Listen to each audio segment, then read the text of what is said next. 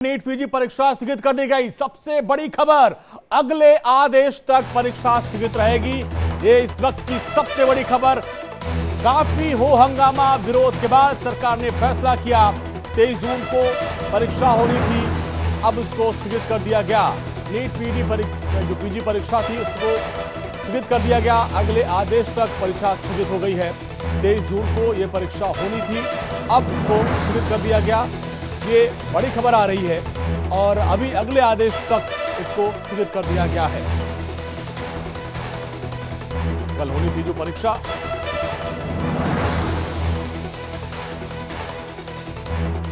तेईस जून को यह परीक्षा होनी थी। इस पूरे मामले में अब इसको खबर आ रही कि स्थगित कर दिया गया।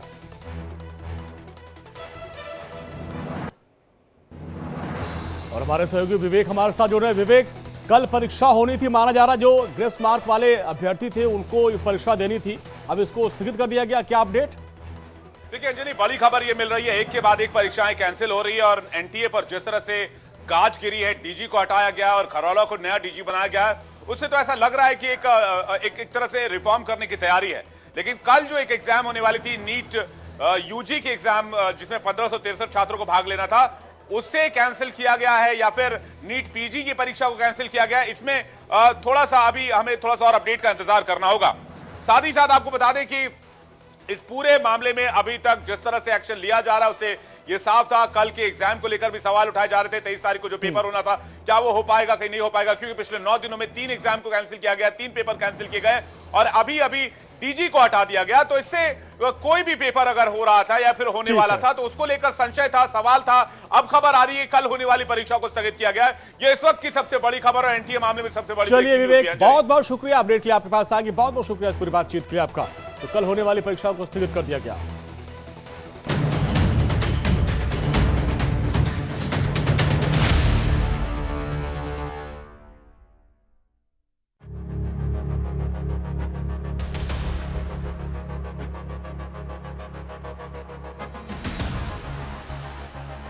वो आवाज जो बनी भरोसा। और मैंने सोचा कि जो मुझसे नफरत करते हैं उनको क्यों ना मैं एक मौका दूं। भारत जोड़ो से बदली तस्वीर।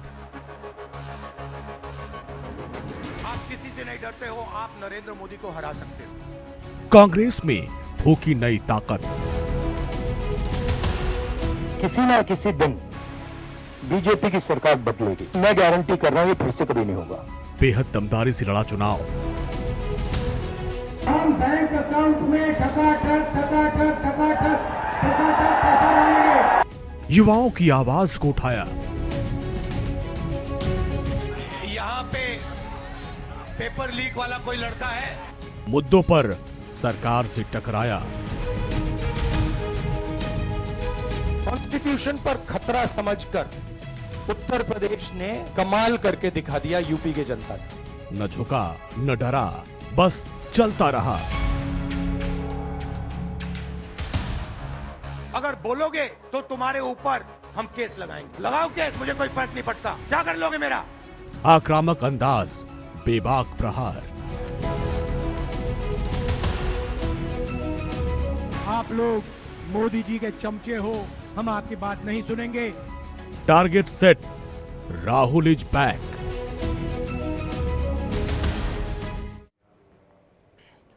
सियासत के नजरिए से साल 2024 कई मानों में काफी खास रहा। कई सालों तक इसे याद किया जाएगा। और इसी बीच अगर कुछ खास शख्सियतों की बात करें तो उसमें राहुल गांधी भी एक ऐसा नाम जिनका किरदार दमदार नजर आता है। नमस्कार, मैं हूं आपके साथ अंजनी कुमार सिंह और आप देख रहे हैं दमदार। दमदार में आज बात होगी राहुल गांधी की, जिन्होंने देश की सबसे पुरानी पार्टी को एक बार फिर से जिंदा कर दिया, जिन्होंने अपनी मेहनत से मोदी सरकार को कड़ी चुनौती दी, विपक्ष को इतना मजबूत बना दिया कि अब संसद में उसकी गूंज को कोई दबा नहीं सकता।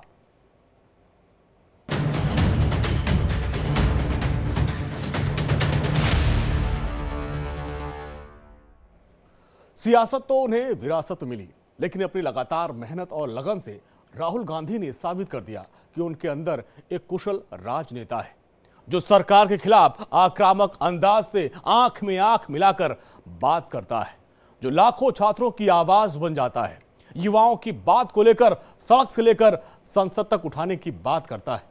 दमदार में आज हम उसी राहुल गांधी की बात कर रहे हैं जो मजबूती के साथ लाखों छात्रों के साथ खड़े हैं और आम जन सरोकार के मुद्दों पर सरकार के खिलाफ मुखर हैं।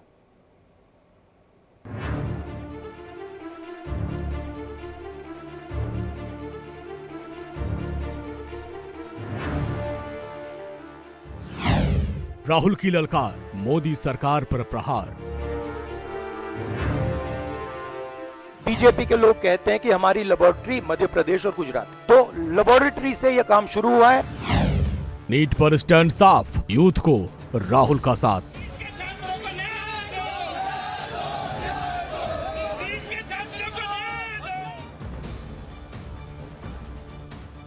इंक्वायरी होनी चाहिए, जिन्होंने भी पेपर लीक कराया है उनके खिलाफ कार्रवाई होनी चाहिए। आक्रामक अंदाज, सरकार पर अटैक दमदार।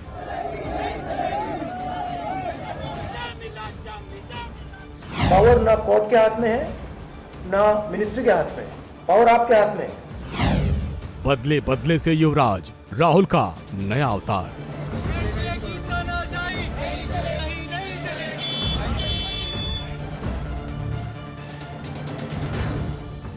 तो आप 56 इंच की छाती कहें, उसको आप डर कहें, उसको आप मतलब जो बिग नरेंद्र मोदी जी की जो इमेज थी उसको फाड़ दिया हमने। आक्रामक, निडर और बेबाकी के साथ मोदी सरकार के खिलाफ खुलकर अपनी बात को रखने वाले वो राहुल गांधी ही हैं, जो अपने दमदार अंदाज से लाखों करोड़ों के दिलों पर राज करते हैं। वो राहुल गांधी ही हैं जिन्होंने खत्म होती कांग्रेस में एक नई जान फूंकी।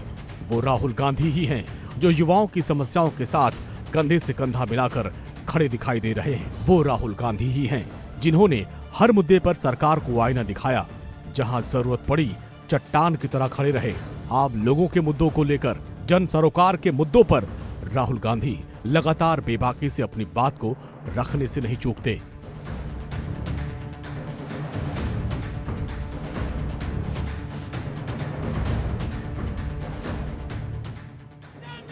नीट परीक्षा को लेकर जिस तरह से देश भर में कोहराम मचा हुआ है, युवाओं का प्रदर्शन जारी है। राहुल गांधी भी मजबूती के साथ छात्रों की आवाज को उठा रहे हैं।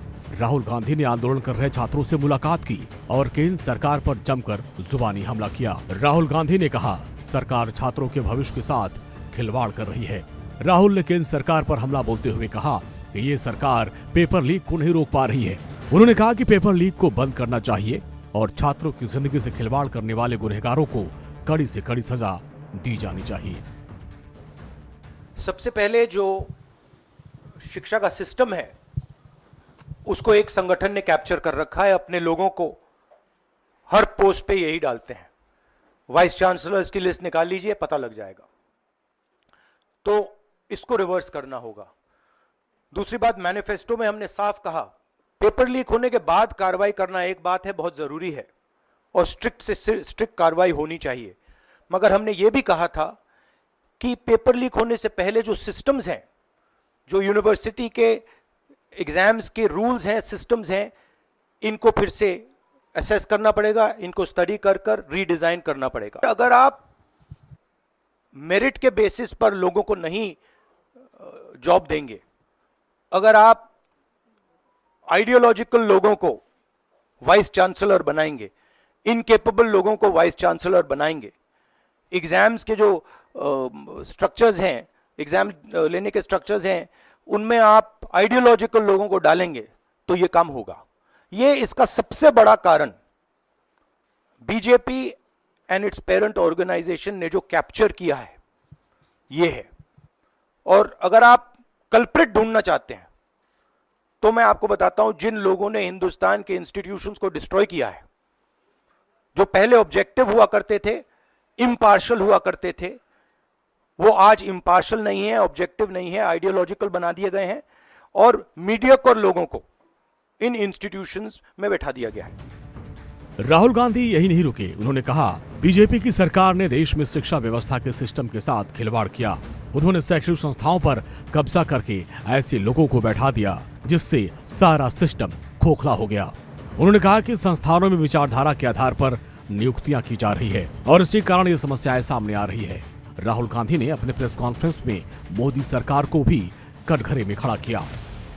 इसका आप एपिसेंटर देखिए, पूरा देश जानता है, युवाओं आप सब जानते हो कि इसका पहले एपिसेंटर मध्य प्रदेश हुआ करता था, वहां पे 40-50 लोगों की हत्या हुई थी, ये तब शुरू हुआ था।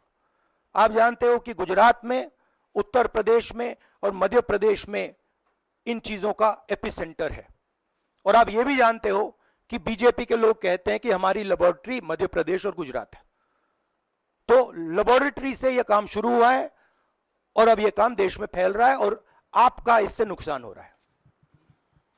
जब तक यह रिवर्स नहीं किया जाएगा, जब तक हिंदुस्तान के इंस्टीट्यूशंस इनके हाथों से नहीं छीने जाएंगे और इफेक्टिव, ऑनेस्ट, इम्पार्शियल लोगों के हाथ में नहीं जाएंगे, तब तक ये होता रहेगा। और मैं आपको बता रहा हूं, जब तक बीजेपी रहेगी ये बढ़ता जाएगा। अगर हिंदुस्तान में बहुत सारे ऑनेस्ट लोग हैं, बहुत सारे ऑब्जेक्टिव लोग हैं, अगर ऑब्जेक्टिव लोगों को, ऑनेस्ट लोगों को आप ये काम दोगे, पेपर लीक नहीं होगा। अगर आप मीडियोकर लोगों को राजनीतिक बेसिस पे, आइडियोलॉजिकल बेसिस पे चुन के करोगे तो ये काम होगा। और ये मैं कह रहा हूं, दोहराता जा रहा हूं कि हर हिंदुस्तान की हर संस्था को कैप्चर कर रखा है, लीगल सिस्टम को, ब्यूरोक्रेसी को, इंटेलिजेंस एजेंसीज को, इन्वेस्टिगेटिव एजेंसीज को, एजुकेशन सिस्टम को। राहुल गांधी यही नहीं रुके, उन्होंने पेपर लीक को लेकर मोदी सरकार पर जोरदार हमला किया। उन्होंने यूक्रेन और रूस युद्ध तक का जिक्र कर दिया और सरकार पर तीखा वार किया। राहुल गांधी ने कहा कि वो पेपर लीक के मुद्दे को संसद में भी उठाएंगे और छात्रों के भविष्य के साथ खिलवाड़ नहीं करने देंगे। नरेंद्र मोदी जी ने यूक्रेन की लड़ाई रोक दी थी, मतलब एक ऑर्डर देके जो रूस और यूक्रेन के बीच में लड़ाई चल रही थी उसको रोक दिया था, ब्रेक लगा दी थी। इजराइल और गाजा के बीच में जो लड़ाई चल रही थी उसको भी नरेंद्र मोदी जी ने रोक दिया था। मगर किसी ना किसी कारण जो हिंदुस्तान में पेपर लीक हो रहे हैं उसको नरेंद्र मोदी रोक नहीं पा रहे हैं या रोकना नहीं चाहते हैं। इस कैप्चर को फैसिलिटेट नरेंद्र मोदी जी ने किया है और ये एक एंटी नेशनल एक्टिविटी है, क्योंकि ये देश का भविष्य है और इससे हिंदुस्तान के युवाओं को, स्टूडेंट्स को जबरदस्त चोट पड़ती है। लोकसभा में इस विषय को उठाएंगे और आप यह मांग करेंगे कि प्रधानमंत्री मोदी खुद सदन में आकर जवाब दें इस विषय पर, क्योंकि ये छात्रों के भविष्य से जुड़ा विषय है। हाँ बिल्कुल, सिंपल क्वेश्चन, हाँ उठाएंगे, पार्लियामेंट हाउस में उठाएंगे। राहुल गांधी ने छात्रों से सोशल मीडिया पर बात करते हुए एक वीडियो भी जारी किया जिसमें उन्होंने नीट परीक्षा देने वाले छात्रों से बात की और छात्रों से वादा किया कि कांग्रेस उनके साथ है और हमें मजबूती के साथ सड़क से लेकर संसद तक अपनी बात रखनी होगी। सड़क से संसद तक हम आपके साथ खड़े हैं। 24 लाख स्टूडेंट से मैं कहना चाहता हूं, आप अकेले नहीं हो। पिछले 7 साल में 70 बार पेपर लीक हुआ है और 2 करोड़ युवाओं को पेपर लीक से नुकसान हुआ है। एक साथ हम ये लड़ाई लड़ेंगे और ये लड़ाई जीतेंगे।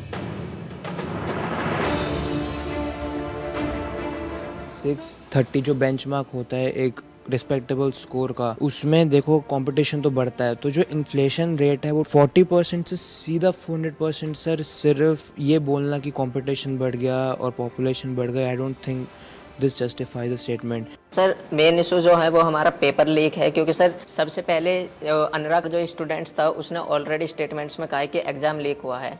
सर एग्ज़ाम लीक हुआ है, उसने ऑलरेडी प्रूवन किया हुआ है और हम शिक्षा मंत्री श्री धर्मेंद्र प्रधान जी से मिले थे।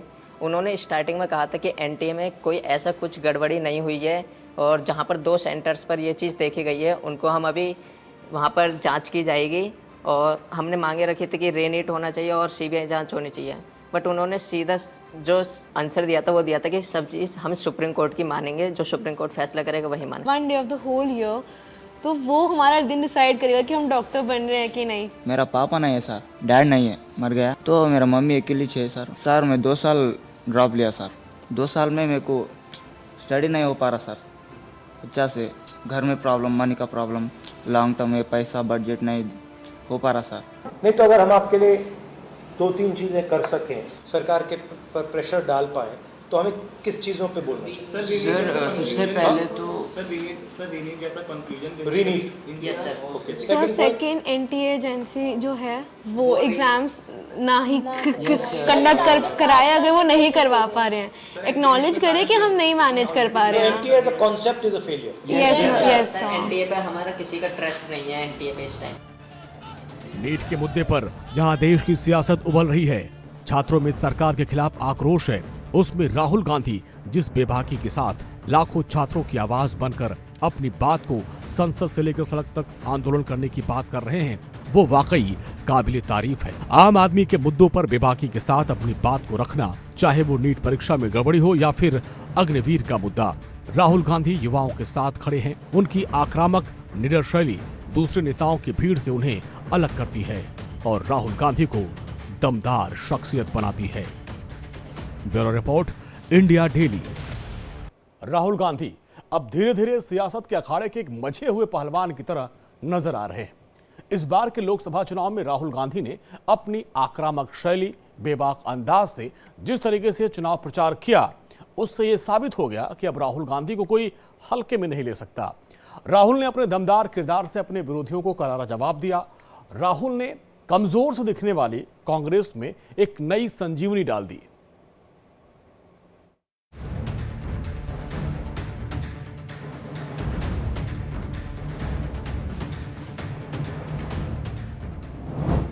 मोहब्बत की दुकान, भारत जोड़ो यात्रा से पैगाम। नफरत के बाजार में हम मोहब्बत की दुकान खोल रहे हैं। कांग्रेस में फूकी जान, युवाओं की बने पहचान।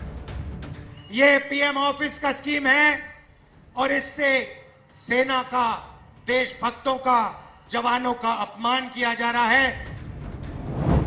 दमदारी से लड़ा चुनाव, विरोधियों पर करारा वार। हिंदुस्तान की जनता समझ गई है कि नरेंद्र मोदी जी अरबपतियों के नेता हैं, गरीबों के नहीं। 2014 के बाद से लगातार बीजेपी जितनी तेजी से मजबूत हुई, कांग्रेस उतनी ही तेजी से कमजोर होती चली गई।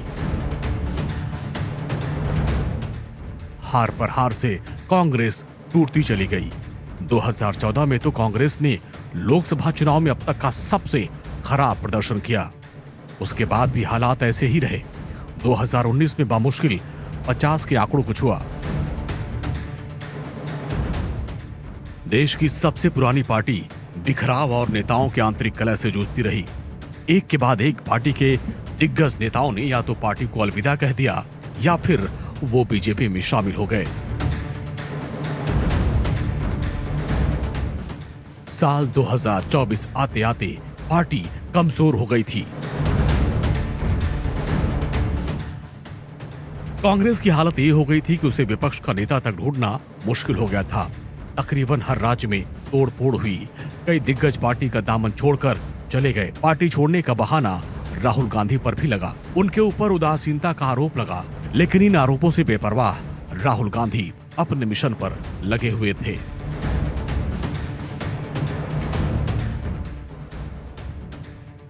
देश के सबसे बड़े सियासी परिवार के वारिस होने की वजह से राहुल गांधी को सियासत विरासत में मिली। राहुल गांधी की शुरुआती पढ़ाई दिल्ली और देहरादून में हुई। सुरक्षा कारणों के चलते बचपन का ज्यादातर वक्त राहुल गांधी ने अपने घर में ही बिताया। साल 2004 में उन्होंने पहली बार सियासी पारी में आगाज किया और अमेठी से सांसद बने और यहीं से राहुल गांधी ने सियासत में एंट्री की। राहुल गांधी कांग्रेस पार्टी में बड़े फैसले, बड़ी बैठकों में हर जगह शामिल होने लगे। साल 2013 में उन्हें पार्टी का राष्ट्रीय उपाध्यक्ष बनाया गया। 2014 के लोकसभा चुनाव में कांग्रेस पार्टी की ओर से राहुल गांधी की सक्रिय भूमिका थी, लेकिन चुनाव में कांग्रेस पार्टी की सबसे बड़ी हार हुई। राहुल गांधी 2017 से लेकर 2019 तक कांग्रेस के राष्ट्रीय अध्यक्ष भी रहे और इस दौरान 2018 में कई राज्यों में विधानसभा चुनाव में कांग्रेस ने अच्छा प्रदर्शन किया, लेकिन देखते ही देखते लगातार कई राज्यों में कांग्रेस हारने लगी और जिसके बाद राहुल गांधी ने हार की जिम्मेदारी लेते हुए अध्यक्ष पद से इस्तीफा दे दिया। बीजेपी की आंधी और मोदी लहर के बावजूद राहुल मजबूती से लड़ते रहे। कई राज्यों में चुनाव हार गए, कुछ में जीत मिली। लीडरशिप पर सवाल उठने लगे। परिवारवाद के आरोप पर सियासी प्रहार होते रहे, लेकिन राहुल गांधी सभी आरोपों पर विचलित नहीं हुए। दमदारी के साथ अपनी आवाज उठाते रहे। पार्टी में टूट जारी रही, अवसरवादी नेता साथ छोड़कर जाते रहे, लेकिन राहुल बेबाकी के साथ केंद्र की मोदी सरकार के खिलाफ लड़ते रहे, हर मुद्दे पर अपनी बात रखते रहे। मैंने सोचा कि जो मुझसे नफरत करते हैं उनको क्यों ना मैं एक मौका दूं कि मेरी सफेद शर्ट का रंग बदल दें, लाल कर दें, क्योंकि मेरे परिवार ने, गांधी जी ने मुझे सिखाया है कि अगर जीना है तो डरे बिना जीना है, नहीं तो जीना नहीं है। तो मैंने मौका दिया, मैंने कहा मैं 4 दिन चलूंगा, बदल दो टी शर्ट का रंग, लाल कर दो, देखी जाएगी। मगर जो मैंने सोचा था वही हुआ। जम्मू कश्मीर के लोगों ने मुझे हैंड ग्रेनेड नहीं दिया, अपने दिल खोल कर प्यार दिया। मुझे बहुत खुशी हुई, उन सब ने मुझे अपना माना और प्यार से, बच्चों ने, बुजुर्गों ने आंसुओं से मेरा यहाँ स्वागत किया। नरेंद्र मोदी चाहते हैं कि जो पैसा जवानों के पेंशन में जाता है, जवानों की कैंटीन में जाता है, वो पैसा अदानी को डिफेंस कॉन्ट्रैक्ट के माध्यम से मिल जाए। ऐसी मीटिंग में कभी हाथ उठा के पूछे, मोदी जी एक बात बताइए, आपने अग्निवीर योजना बनाई, गरीबों से पैसा छीना, डिफेंस का बजट बढ़ता जा रहा है, आप जवान से पैसा छीन रहे हो, पैसा कहां जा रहा है? चुप हो जाएंगे। पैसा सीधा अदानी अंबानी की जेब में जा रहा है, अरबपतियों की जेब में जा रहा है। अपनों के साथ छोड़ने के बावजूद राहुल का हौसला नहीं डिगा, पार्टी में दरार पड़ती रही। राहुल गांधी ने स्वार्थी नेताओं को मनाने से अच्छा जनता के बीच जाना पसंद किया। राहुल गांधी ने देश में 2 यात्राएं की, पहली भारत जोड़ो यात्रा और दूसरी भारत जोड़ो न्याय यात्रा। इन दोनों यात्राओं के जरिए राहुल गांधी ने भारत के हर हिस्से में पहुंचने की कोशिश की।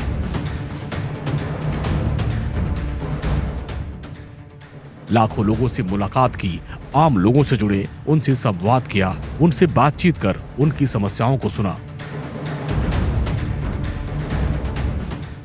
इन यात्राओं से धीरे धीरे पार्टी को मजबूती मिली और इन यात्राओं से राहुल का एक नया अवतार देखने को मिला। राहुल की इसी मेहनत ने कांग्रेस पार्टी में एक नई जान फूंक दी। लोकसभा चुनाव के दौरान राहुल गांधी का एक अलग ही आक्रामक अंदाज नजर आया। दुनिया जानती है कि पीएम मोदी जब भी किसी देश के राष्ट्राध्यक्ष के साथ मीटिंग वाले टेबल पर बैठते हैं तो भारत के नए विकास के रास्ते खुल जाते हैं। ऐसा कुछ हुआ पीएम मोदी और शेख हसीना की मुलाकात के बाद। भारत और बांग्लादेश के बीच करीब 10 बड़े समझौतों पर हस्ताक्षर हुए और अब भारत और बांग्लादेश के बीच गहरे होते रिश्तों को देखकर चीन को मिर्ची लग गई।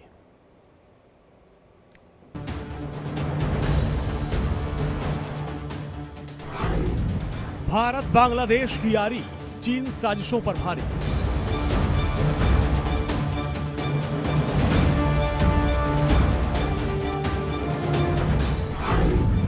शेख हसीना से करार, रिश्तों पर नया एतबार।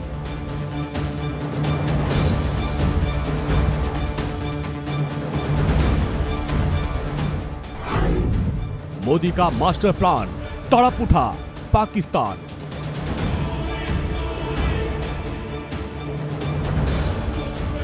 ये भारत की बढ़ती ताकत की तस्वीर है, ये पूरी दुनिया के लिए नजीर है। इन तस्वीरों में भारत बांग्लादेश की मजबूत दोस्ती का संकेत है। इन तस्वीरों में पीएम नरेंद्र मोदी के वर्ल्ड लीडर होने का संदेश है। भारत क्या, पूरी दुनिया को इस बात का एहसास हो चुका है कि मोदी है तो मुमकिन है, मोदी है तो सब कुछ मंगल है। दुनिया जानती है कि पीएम मोदी जब किसी देश के राष्ट्राध्यक्ष के साथ मीटिंग वाली टेबल पर बैठते हैं तो भारत के विकास के नए रास्ते खुलते हैं। इस बार भी ऐसा हुआ। पीएम मोदी और बांग्लादेश की प्रधानमंत्री शेख हसीना की मुलाकात हुई और 10 बड़े समझौतों पर हस्ताक्षर हुए। भारत और बांग्लादेश ने समुद्री क्षेत्र में ब्लू इकोनॉमी में संबंधों को बढ़ावा देने समेत कई अहम समझौतों पर मुहर लगी। बांग्लादेश के नागरिकों को तोहफा, भारत देगा मेडिकल ई वीजा सुविधा। भारत ने बांग्लादेश के नागरिकों को मेडिकल ई वीजा की सुविधा देने का ऐलान किया और इसी के साथ भारत सरकार बांग्लादेश के रंगपुर में उप उच्चायोग खोलेगी। इतना ही नहीं, दोनों देशों के बीच तीस्ता नदी के जल बंटवारे पर चर्चा हुई। साथ साथ इसके लिए तकनीकी टीम भेजने पर भी सहमत हो गए। पीएम मोदी और शेख हसीना के बीच कुल 10 समझौतों पर हस्ताक्षर हुए, जिसमें डिजिटल साझेदारी, हरित साझेदारी, मैरीटाइम सहयोग, समुद्र आधारित अर्थव्यवस्था, अंतरिक्ष के क्षेत्र में सहयोग, रेलवे संपर्क, समुद्री रिसर्च, सुरक्षा, रणनीतिक मामलों में आपसी सहयोग, स्वास्थ्य, आपदा प्रबंधन और मत्स्य पालन जैसे समझौते शामिल हैं। बांग्लादेश के प्रधानमंत्री शेख हसीना और पीएम मोदी की मुलाकात ने दो देशों के बीच दोस्ती की नई परिभाषा कर दी। दरअसल शेख हसीना जुलाई में चीन के दौरे पर जाने वाली हैं, लेकिन इसके पहले वो स्टेट विजिट पर भारत आई। पिछले 15 दिन में ऐसा दूसरी बार हुआ जब शेख हसीना भारत दौरे पर आई। इसके पहले वो 9 जून को पीएम मोदी के तीसरी बार शपथ ग्रहण समारोह के लिए दिल्ली आई थी। शनिवार को राष्ट्रपति भवन में पीएम मोदी ने शेख हसीना का स्वागत किया।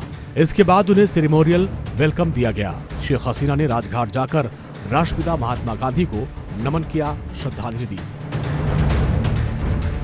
जिसके बाद प्रधानमंत्री शेख हसीना ने पीएम मोदी के साथ द्विपक्षीय बैठक की। इस बैठक के बाद पीएम मोदी ने ज्वाइंट स्टेटमेंट में जो कहा, उसने भारत बांग्लादेश की दोस्ती की नई इबारत लिख दी। मैं प्रधानमंत्री शेख हसीना जी का और उनके प्रतिनिधिमंडल का हार्दिक स्वागत करता हूं।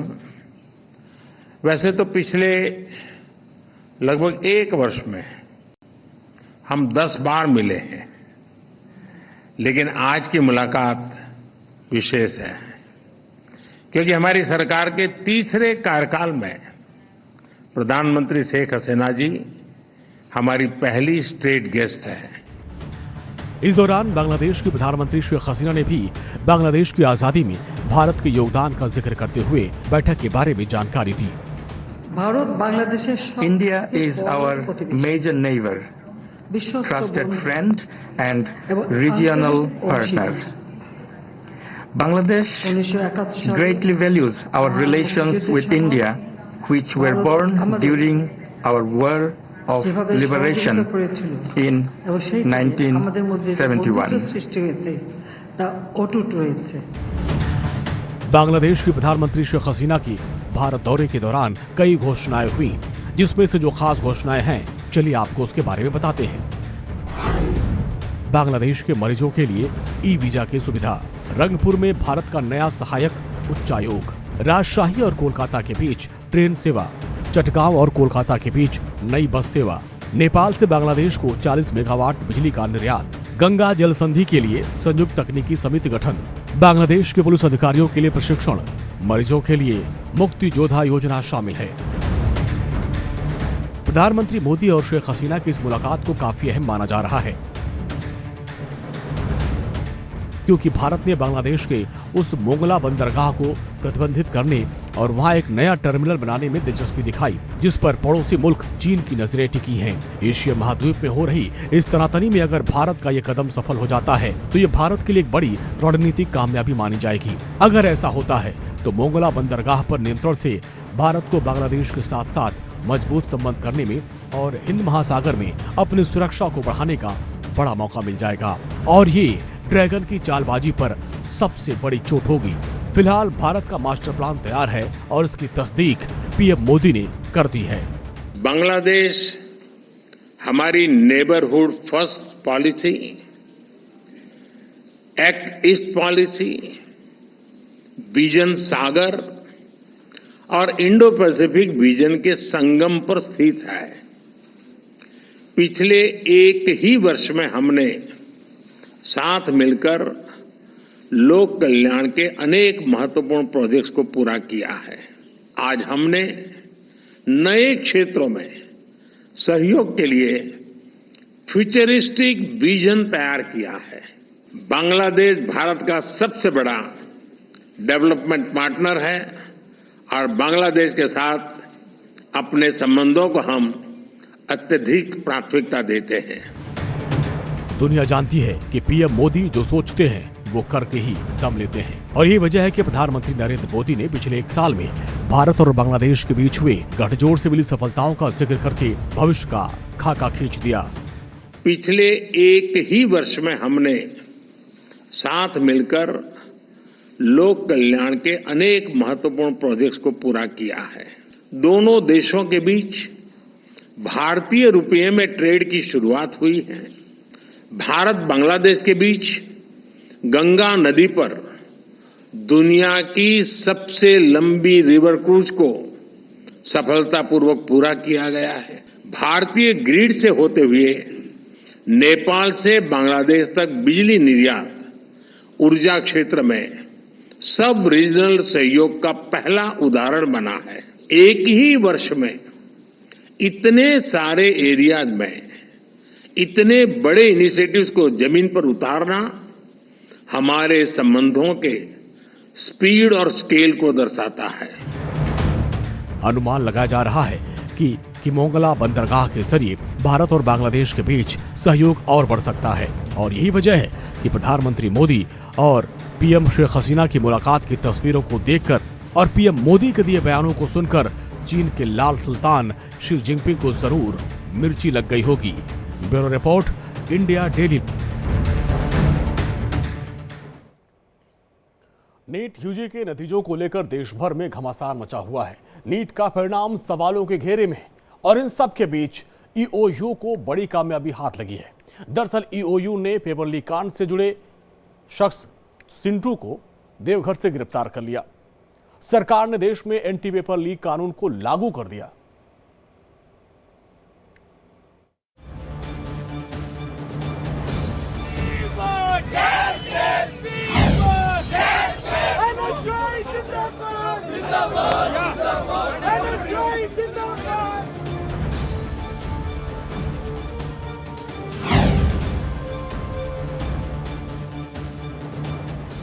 क्या नीट की परीक्षा में बहुत बड़ी धांधली हुई?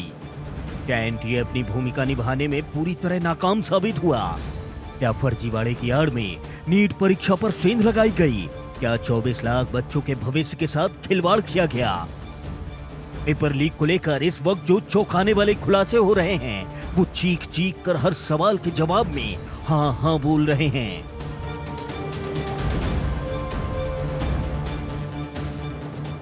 नीट यूजी के नतीजों को लेकर देश भर में घमासान मचा है। नीट का परिणाम सवालों के घेरे में है। विपक्ष सरकार पर निशाना साधने के साथ पूरे मामले की जांच की मांग कर रहा है।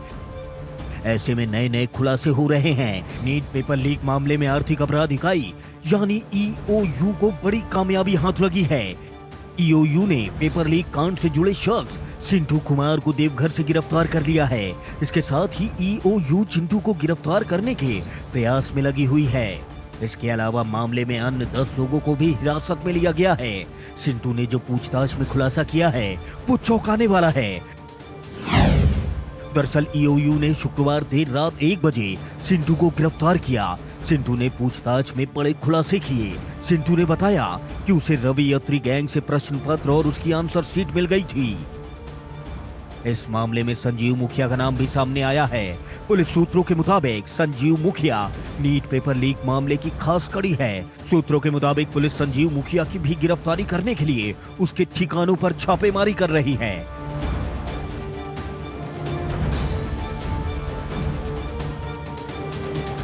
ईओयू इस मामले की गहनता से जांच कर रही है।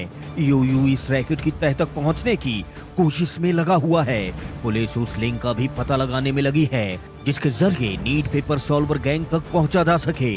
आपको बता दें कि पेपर लीक मामले में अत्री गिरोह का भी नाम कुछ दिन पहले सामने आया था। सूत्रों के मुताबिक अत्री गिरोह के सदस्यों ने बिहार में सिकंदर और संजीव को प्रश्न पत्र उपलब्ध कराए थे।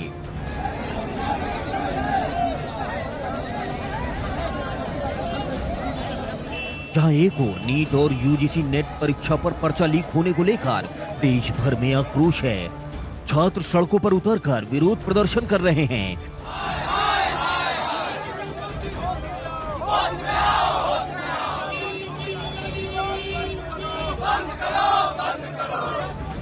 वहीं अब मोदी सरकार ने पेपर लीक की घटनाओं को रोकने के लिए बड़ा कदम उठा लिया है। सरकार ने देश में एंटी पेपर लीक कानून लागू कर दिया है। सरकार ने नोटिफिकेशन जारी कर इसे 21 जून से तत्काल प्रभाव से लागू कर दिया है। इस कानून में 10 साल तक की सजा और 1 करोड़ तक के जुर्माने का प्रावधान है।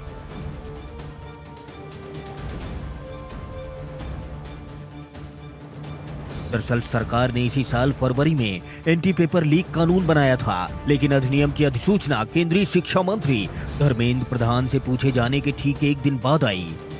परीक्षाओं के लगातार पेपर लीक होने को लेकर शिक्षा मंत्री से मीडिया ने सवाल किया था कि ये कानून कब लागू किया जाएगा, जिस पर मंत्री ने कहा था कि कानून मंत्रालय नियम बना रहा है, जल्द ही इसे लागू किया जाएगा। लेकिन सरकार ने विपक्ष और छात्रों के दबाव में इसे फौरन लागू करना ही बेहतर समझा। मैं देश के विद्यार्थियों को भरोसा दिलाना चाहता हूं, ये सरकार आप ही के हैं, आप ही के द्वारा ये सरकार की चयन हुई है। आप भरोसा रखिए, हम देश की विद्यार्थियों के हितों को सर्वोपरि मानते हैं। उनके लिए पारदर्शिता हमारी दायित्व है। कोई भी मेधावी विद्यार्थी के हितों को अनदेखा नहीं हो, ये हम पूरा कोशिश करेंगे और दायित्व भी लेंगे, और हम दायित्व लेते भी हैं। एंटी पेपर लीक कानून में 15 गतिविधियों को चिन्हित किया गया है। इनमें से किसी में भी शामिल होने पर जेल जाने या बैन होने तक की सजा मिल सकती है। ये गतिविधियां कौन सी हैं, चलिए आपको बता देते हैं। परीक्षा से पहले प्रश्न पत्र या आंसर की लीक करना, आंसर की या पेपर लीक गतिविधि में शामिल होना, प्रश्न पत्र या OMR शीट देखने या अपने पास रखना, परीक्षा के दौरान सवालों के जवाब बताने पर, उम्मीदवार को जवाब लिखने में मदद करने पर, आंसर शीट या OMR शीट में गड़बड़ी करने पर, परीक्षा नियमों की जानबूझकर अनदेखी करने पर, परीक्षा के संचालन में गड़बड़ी कराने की स्थिति में उम्मीदवार की सिटिंग अरेंजमेंट, एग्जाम डेट में गड़बड़ी करने पर, public exam authority service provider को धमकाने पर, ऐसा ऐंठने या धोखाधड़ी करने के लिए फर्जी वेबसाइट बनाने पर, फर्जी परीक्षा कराने, फर्जी एडमिट कार्ड या ऑफर लेटर जारी करने पर। फिलहाल एंटी पेपर लीक कानून लागू हो गया है, लेकिन आप सभी के मन में सवाल होगा कि आखिर इस कानून के दायरे में कौन कौन सी परीक्षा होंगी। तो चलिए आपको इस नए कानून के बारे में बता देते हैं। इस कानून के दायरे में UPSC, SSC परीक्षा, रेलवे भर्ती बोर्ड परीक्षा, बैंकिंग कार्मिक चयन परीक्षा, NTA की परीक्षा, केंद्र के सभी मंत्रालयों की परीक्षा, विभागों की भर्ती परीक्षा इसके दायरे में होगी। अगर किसी ने इन परीक्षाओं में गड़बड़ी करने की कोशिश की तो एंटी पेपर लीक कानून में कड़ी सजा और जुर्माने का प्रावधान है। पेपर लीक या आंसर शीट के साथ छेड़छाड़ पर 3 साल की सजा है। अधिकतम 10 साल की सजा का प्रावधान है। 10 लाख जुर्माना और 5 साल जेल तक बढ़ाई जा सकती है। कानून में 10 साल तक की सजा का प्रावधान है। 1 करोड़ तक के जुर्माने का भी प्रावधान है। परीक्षा में धांधली रोकने के लिए नया कानून तो लागू हो गया, लेकिन ये कानून नीट और UGC नेट परीक्षा के चिटबाजों पर अभी लागू नहीं होगा, क्योंकि ये घटना 21 जून से पहले हुई थी। यानी 21 जून से पहले की घटनाओं पर ये कानून लागू नहीं होगा। नीट और UGC नेट जैसी परीक्षाओं में गड़बड़ी के बीच ये कानून लाने का फैसला बड़ा कदम माना जा रहा है। फिलहाल नीट परीक्षा को रद्द करने और CBI जांच कराने की मांग वाली याचिकाओं पर सुप्रीम कोर्ट ने NTA को नोटिस जारी किया है। 8 जुलाई को सुनवाई की तारीख भी तय हुई है।